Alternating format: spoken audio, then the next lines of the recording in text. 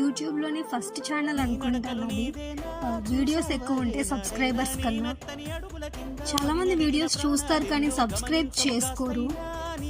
ఏంటండి ఫేసులు చూపించకపోతే సబ్స్క్రైబ్ చేసుకోరా? నా వీడియోస్ కానీ మీకు నచ్చినట్లయితే లైక్ చేసి కొంచెం సబ్స్క్రైబ్ కూడా చేసుకోండి. ఇప్పుడు నేను వేస్తున్న ఈ డిజైన్ మీకు ఎలా అనిపించిందో కామెంట్ కూడా చేయండి.